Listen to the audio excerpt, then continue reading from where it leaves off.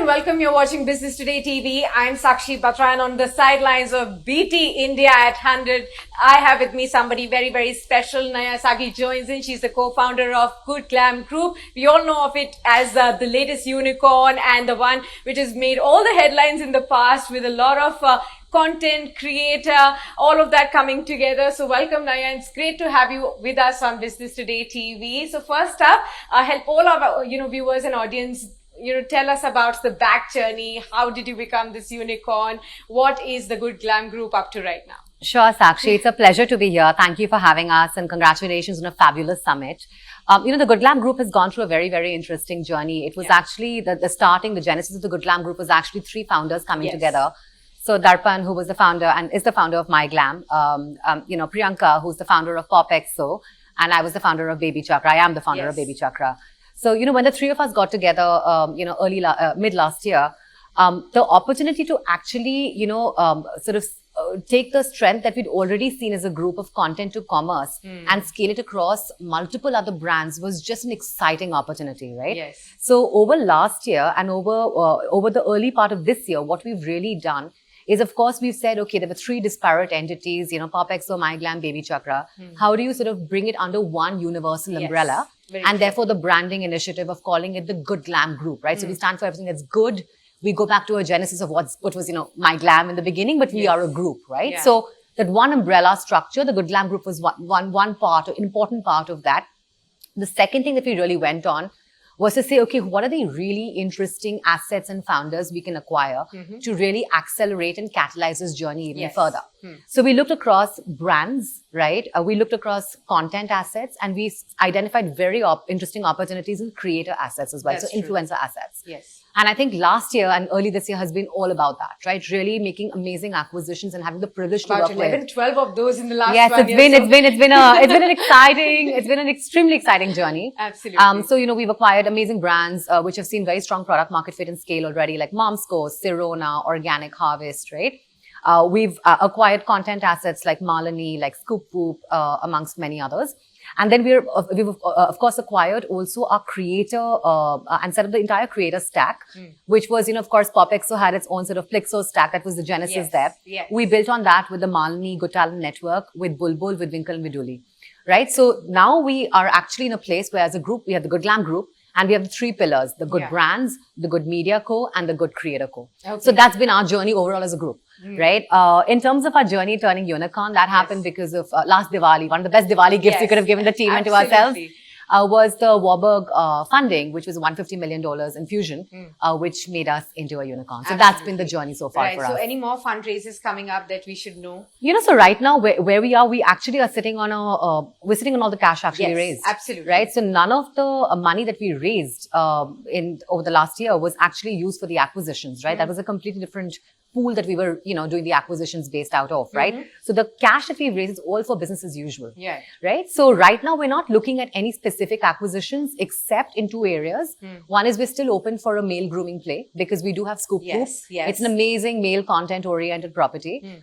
We would love a brand that would be a very strong ally to really, catalyze that, that sort of segment by itself. And the second thing we've been looking out for is actually an offline play. Because, our big belief as a group is that if you need to scale, especially in India, and you want to be a 10,000, 15,000 crore brand, right? You need to have a very strong offline presence. Yes. So I think these are the two acquisitions we would potentially make and be on the lookout for. Apart from that, I think this year is more a period of integration consolidation for our existing group brands. Right. And on the point of the, where you're talking about having the presence in physical stores as well, I really wanted to ask you, going forward from here, how do you really vision and what is your vision like? Will it be the integrated structure, Good Glamm Group opening several stores across India and maybe in international markets as well? Or will it be the separate brands as they exist because they're more popular so far individually as well? So we're trying to examine both options. I mean, so of course, in terms of being in modern trade and GT, already there's disparate brands, right? So you already find the presence across, chemists and across like the airports and across, Kirana. You have that entire presence, shoppers, etc., right?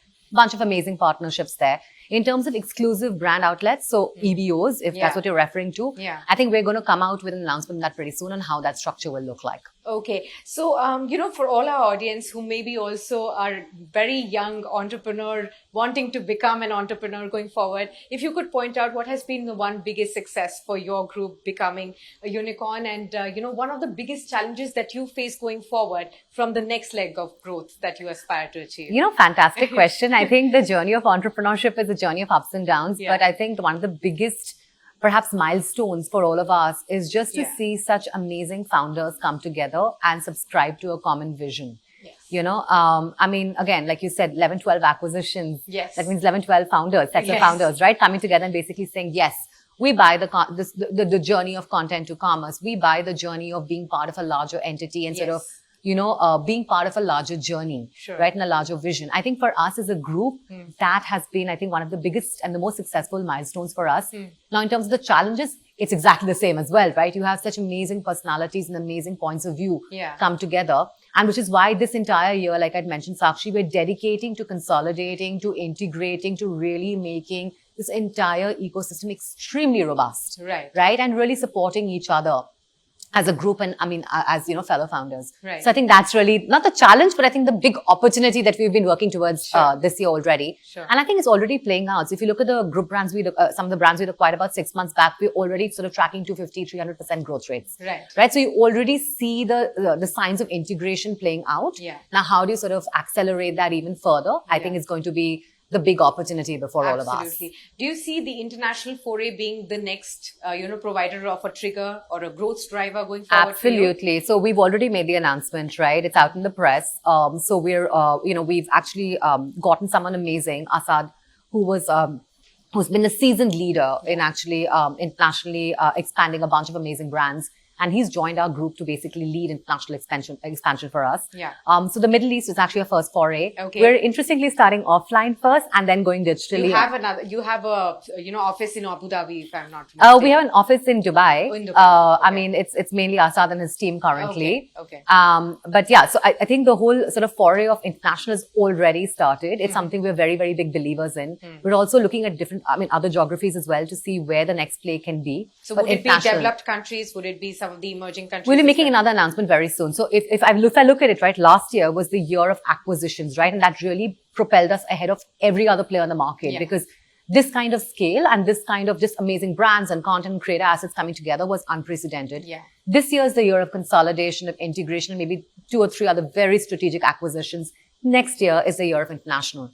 So I think you'll sort of see this strategy play out. There'll be a few more announcements very soon. So the acquisitions you're pointing out would be in all of these 3 segments that you have, the sectors that have consolidated together. Would it be 1 or 2 of them? And where do you see, which segment do you really see being the growth driver going forward for you? It's a really interesting question. So, of course, we are open to considering interesting assets and interesting partners for acquisition in case they really help bolster what we're already doing across these 3 verticals.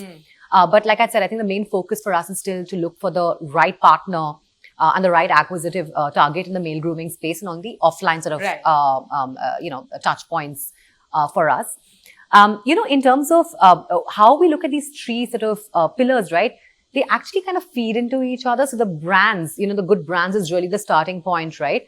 But even the good media co, the good creator co actually have their own independent P&Ls. Right. So we've appointed CEOs to each of these, right? So the CEOs basically are the ones who are making the final calls on whether they want to bolster what they already have to offer, not just for the other brands or for the other sort of pillars in the group, but for themselves as well, their solutions. And, they take a call on whether they want to acquire more assets. But broadly, I would say that, we're not really actively scouting acquisitions. We get some amazing inbounds and then, we'll consider them if it feels right. Where all would you be really looking at investing to increase your brand presence and brand awareness as well? So we continue, of course, investing in a lot of supply chain optimization, right? Because that's been that's something that's almost like the backbone of how we've sort of helped every brand scale as it has, right? Of course, in technology. And in product. Again, to remind you, right, Good Glamm actually, the big focus for Good Glamm and the strength that Good Glamm has versus pretty much every other play in the market is actually its D2C stack. Right? So we're truly direct to consumer. It's only recently that we started really leveraging marketplace and offline as a channel, and that's of course scaled exponentially for us. Absolutely. So I think the D2C stack is the reason it works is because the conversion funnels are so optimized, the stack is so stable, and we have so much insights into the consumers and therefore very strong retention cohorts because of our tech and because of our product, right? So technology, product remains extremely an important point for us to continue investing in. And I think the third piece we'll continue investing in is actually just ensuring product development and marketing. Right. So the really cool thing, and I think this is again maybe you already know, but maybe for those who don't, Good Glamm actually gets more than 500 to about 700,000 new customers every month. Right. And we get a lot of insights from them in terms of the kind of products that they would like to see, that they're looking for and they'd like to see more of, right? So we actually work very closely with our customers in co-creating products. So I think in the product development mandate, as well as in launching more and more innovative solutions and marketing to the right cohort of customers, I think that will be the third piece of investments that we will continue doing as a group across all our brands. I think one point that I forgot to ask you earlier when I was asking you about acquisitions was that how do you really identify which brands do you really want under your umbrella? Fantastic. So, when we were looking across the portfolio of brands, right, and we had the privilege of partnering with, we were looking for, I think, two main critical levers, right? One is that do they have very, very strong established product market fit at scale? Right? So we typically look for brands with about a 60 to about 100 crore revenue run rate already, because I think our experience has shown us that typically to build brands, right, like from scratch is a tougher proposition, and especially when you want to work and you want to scale quite rapidly, right? So we look for that. And number two, of course, we look for segments where we feel that, we might have the right content assets, the right creator assets, and can we, bring on a brand that can benefit from it, right? Or vice versa, right? We have a brand and we say, okay, what's the right content or the creator asset we can bring in to support that brand, right? So I think these are the two things we look at. Of course, the third most critical part is the team. So, you look at the founder, you meet the founder a bunch of times, you see if there's very strong instant connect, if they share the same vision, and we've seen very strong synergies play out, right? So most of the D2C brands in India typically have a very strong play on marketplaces, right? So we'll say, okay, if you have a strong play on marketplaces, we can help you build out your D2C stack. Right, we can take you offline, right? When we acquired Momsco, we were offline at about 30,000 points of sale, right? Now that's exponentially grown too. So immediately giving Momsco, for instance, or Sirona, that access, or Organic Harvest, that access, right, to these offline touch points. And a D2C stack itself is pretty much exponentially increasing revenues on two other channels, which they hadn't explored yet. So I think that's how we really look at every acquisition that we do. It has to be very complementary and it has to meet a certain hypothesis in terms of the portfolio that we already have. Taken that point. One thing that because we do a lot of stock market shows on our channel, we do cater to a lot of traders and investors. They're always looking out for that new opportunity that they can invest. Is the Good Glamm Group looking to launch an IPO? And by when can we really expect that to happen, if that is on the cards right here? Because we've already seen how Nykaa has been one of the biggest grabs for investors, how they really grabbed up onto that. And we've seen this, potential that the company has displayed after its listing as well. So help us understand what's your view on that? So we're very excited. I mean, obviously about that. That for us is a natural trajectory we want to take. And I think, we're looking at potentially listing in 24. I think till then, the efforts are going to be that we want to be a very cash-rich company, right? And I think that's sort of, we've been focusing on growth. And I think the journey, because, we have the lowest CAC in the industry, the journey to becoming really cash-rich and really focusing on very strong EBITDA multiples, right, is going to be, is the journey that we're on right now. Right. So I think that's really the focus for us over the next year and a half. And I think, we want to list in India, right? India has some of the richest consumer multiples, right? It is a place where we've built out our brands, where people know us and they, familiar with our brands, right? So the retail, the retail market is very, they know us, they're comfortable with us, right? This is a place where we want to list. And I think Nykaa, like you very correctly said, has shown that story of success and demonstrated strength, right? Post the IPO as well. So I think this is the plan so far. And, super excited to be on that journey, actually. Well, all the best to you on that note. Thank you so much, Naiyya. It's been great speaking with you. And thank you so much for speaking to us on Business Today TV. Thanks, Sakshi. Pleasure's mine. If you like the video, do like, comment, share and subscribe.